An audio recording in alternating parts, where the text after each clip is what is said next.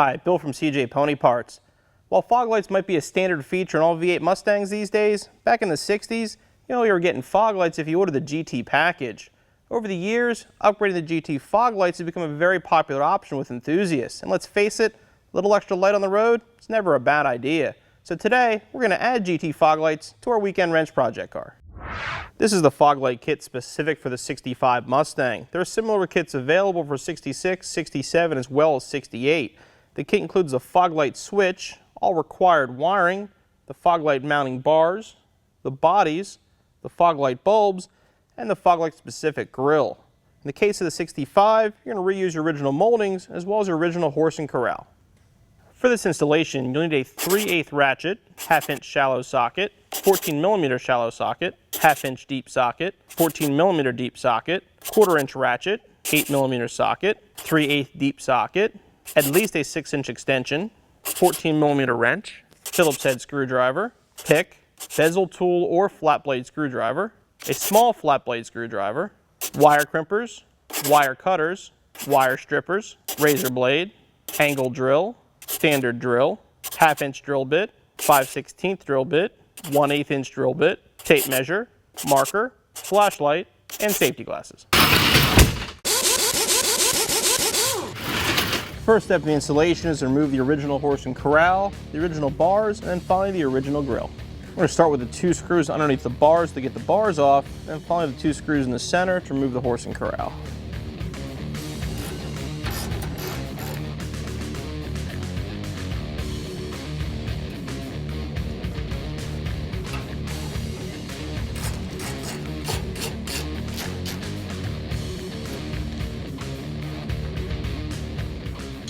I'll start with the lower screws for the grille itself.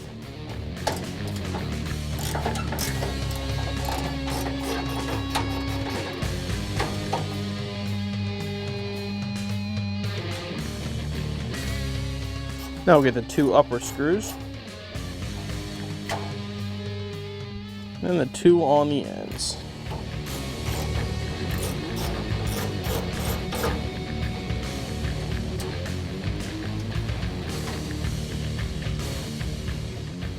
Now we're going to move the non-GT grill bars from our horse and corral, since the horse and corral is the same. Ours is in decent shape, we're going to reuse it. If you need a new horse and corral, it's a perfect time to replace it.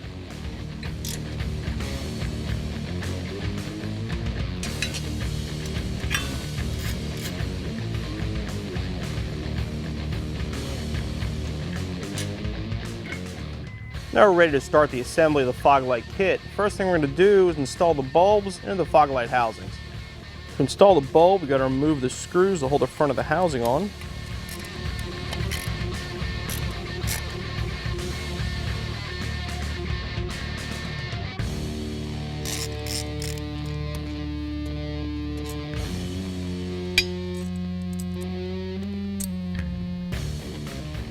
We're going to pull the wires through a little bit so we can connect them to our bulb.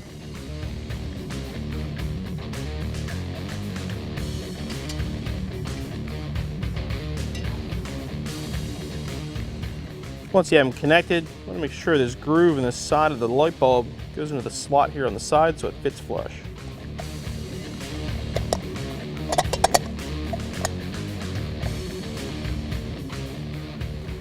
I'll reinstall the front.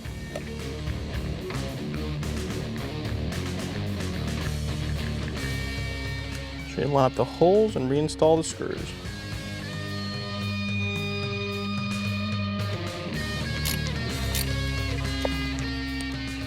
I'll repeat the process with the other bulb. Now we're going to install our new fog light bars to our original horse and corral.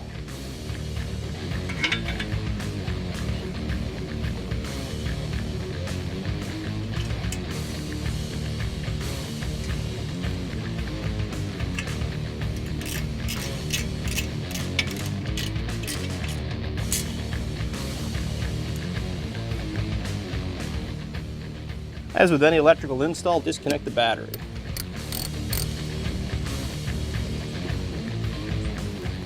Now we're going to drill the radiator support for the holes for our fog light wiring. I'm going to come 7 1/4 inches over from the edge of the fender and then go 1 1/4 inches down. In our case, we already have a hole there. We're just going to open up a little bit more for our fog light.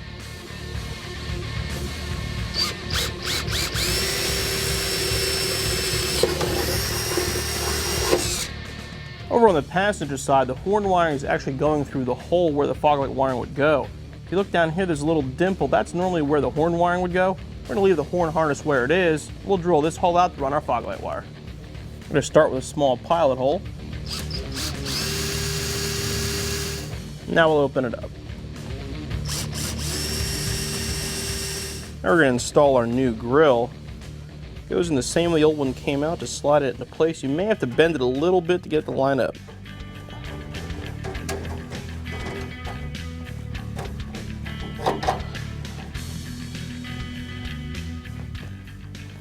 Start with the two outside screws. Don't tighten these down, just put them in hand tight to hold it in place. I'm going to have a little bit of adjustability on it to be able to get it lined up.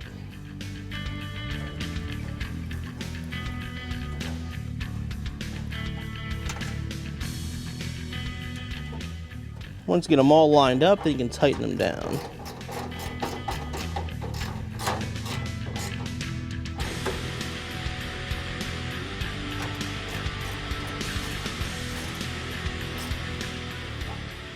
Now I'm going to take these two little U-nuts off your original grill, slide them on the new one. We did notice when we took it apart, when we went to put it back together, the support for our horse and corral sits far above our hood catch support here. As it turns out, this support's actually off a 66 Mustang. Here you can see the 65, how much higher the ends are. We're going to swap for the correct one before we continue the installation.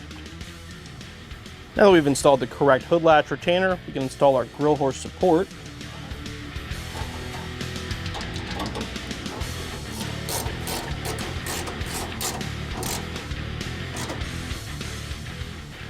Now we're going to install the grill to the horse support. You may have to tweak the grill a little bit to get these holes to line up properly. Now we're ready to reinstall our original horse and corral with our new bars. We're going to start by installing a bolt in the bottom, which holds the lower corral to our lower grill. Just want to get it a couple turns, and then we're ready to install. Start by putting the bolt through this lower opening here. Slide that into place. And tighten both screws up top here, and then we can tighten the bolt.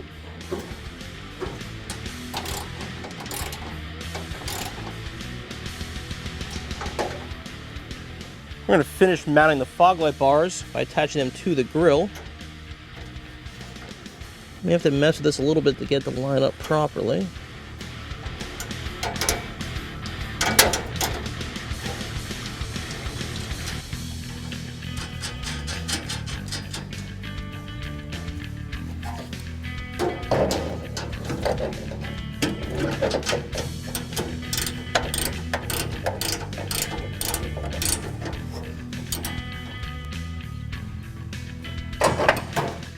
Sometimes the holes may not line up just right with the grill itself. If you need to, you can use a drill and just clearance it a little bit.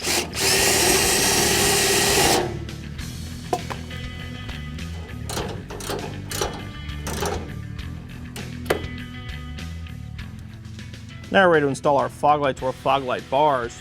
First we're going to do is fish our harness through.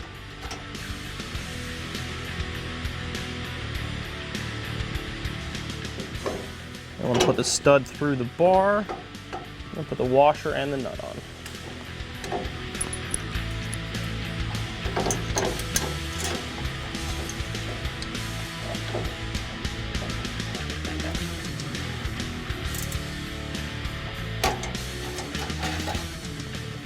Now we're going to fish the wires through the hole that we drilled earlier in the firewall, and pull our grommet through. And move on to the other side. This is the switch and the wiring for the fog lights that's included in our kit. Since it's a little hard to see when it's installed in the car, before we install it, we're going to go over the basics of where all the wiring goes to make it a little bit easier for you. This is your fog lamp feed harness. The gray wires will connect to the fog lights and provide power. The black wires connect to the fog lights and then go to ground.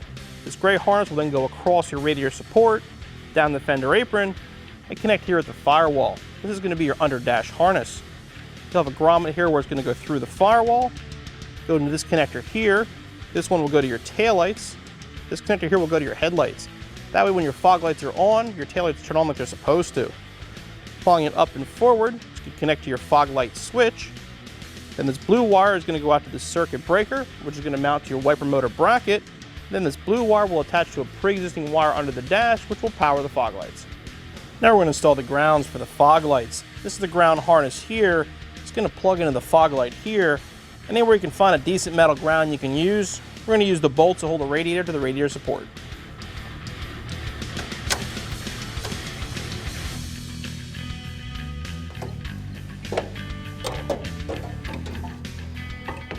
I'm going to cut the edge of the ring off since it's a little bit smaller than the bolt we're using. Basically converting it into a spade connector. Shooting little pieces at the cameraman.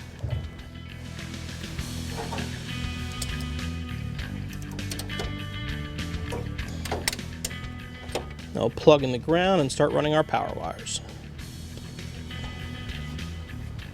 Now we're going to run the wire feeds to each individual fog light.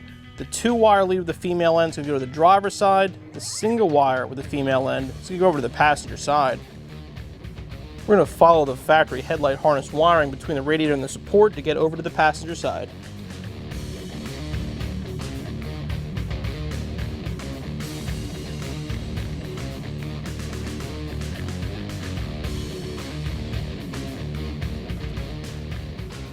I'll plug it into the gray lead. We're just going to leave the wire there for now. We'll hide everything when we're finished. Do the same thing on the driver's side, this time with a 2-wire lead. Now we're going to fish the remaining wire back to our firewall. Now again, we're going to follow the headlight harness back here. Start by moving the washer bag. Just run it right with the harness.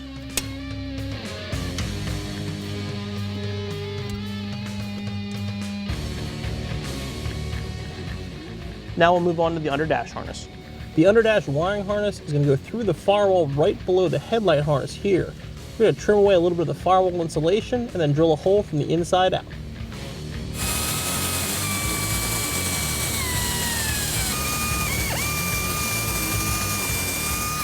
Now we'll plug in the male feed from our lights.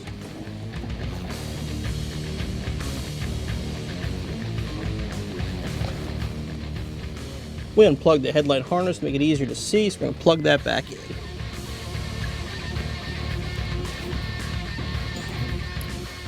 We'll plug the washer feed back in as well. To connect the plugs so the taillights turn on when our fog lights are on, we have to pull the instrument cluster to make it easier to get to the wiring for our headlight switch.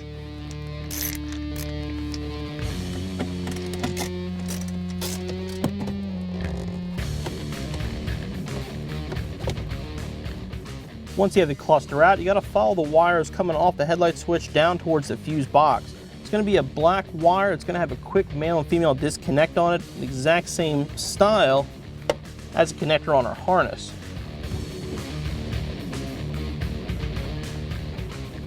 You can see this one, it's going to look kind of like that, but it's going to be black wire, not orange. So if you find it, you can probably push it down below the dash.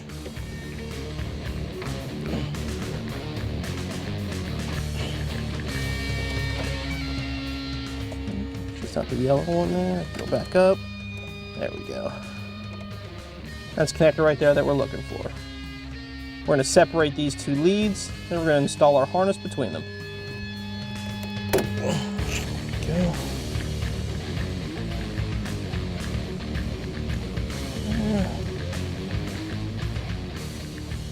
Go and just plug it in line.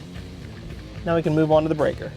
Once you find this wire, to make sure you have the correct wire, disconnect the two from each other, reconnect your battery, and turn your headlights on. If you have the right wire, your taillights will be off.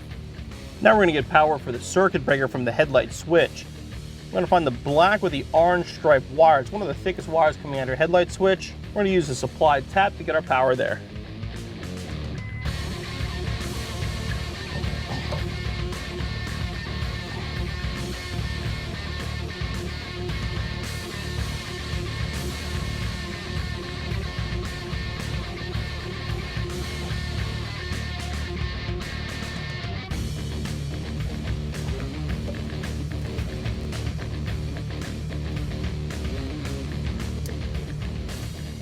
Now we're ready to hook up our circuit breaker. The thinner blue with black striped wire is the one we just hooked up to our headlight switch for 12-volt power.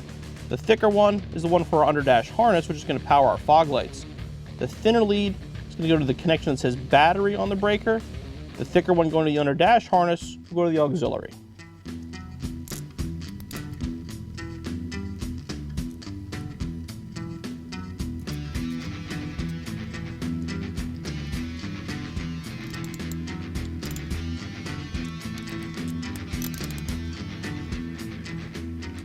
And now we're ready to mount it under our dash.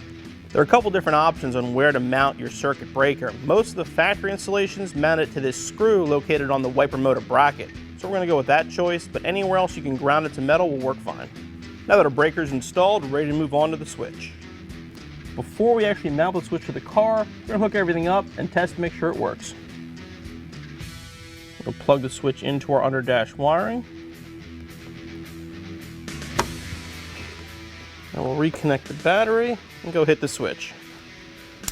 Once you check to make sure the fogs are working, you also want to check your taillights to make sure they turned on as well. Now that we checked all our lights are working properly, we're ready to hide the wires and mount our switch. There are two spots to mount the switch that are considered correct. Many early 65s had it mounted in this hole underneath the dash. Ours has an aftermarket switch of some sort there. That is an acceptable place to mount if you don't want to drill. The other locations found in these cars will be right here on the curve. That's where we're going to mount our switch. We're obviously not worried about Concords correct with our weekend wrench project car. If you're trying to get in the exact spot, it's going to be 3 3/4 inches from the bottom curve of the dash up and 1 5/16 inches over. We're just going to get it in the general neighborhood.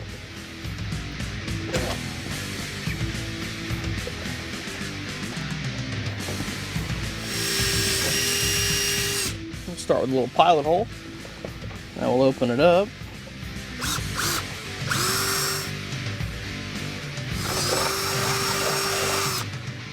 Fish the under dash harness up here. We'll plug our switch in and put it down into place. And make sure you install it with on facing up.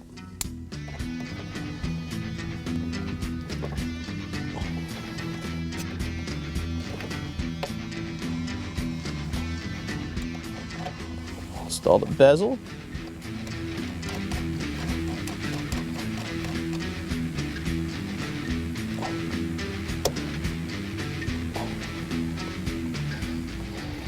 Use a bezel tool to tighten it, or a flat blade screwdriver will also work.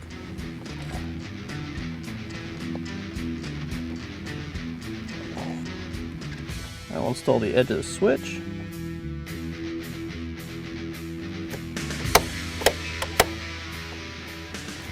If you feel the switch is sticking out a little bit too far, you can actually put a few washers behind it. That'll bring it in a little bit like we did here. That completes the actual installation of our fog light kit. Last step now is to put our cluster back in our dash and then hide all of our wiring.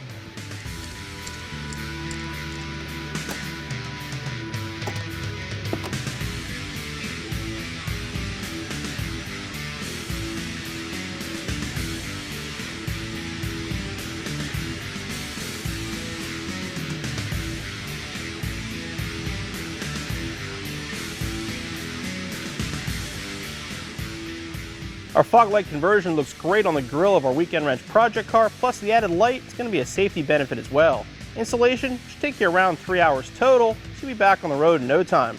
For more videos on our weekend wrench project car and other installation videos, make sure you subscribe to our YouTube channel.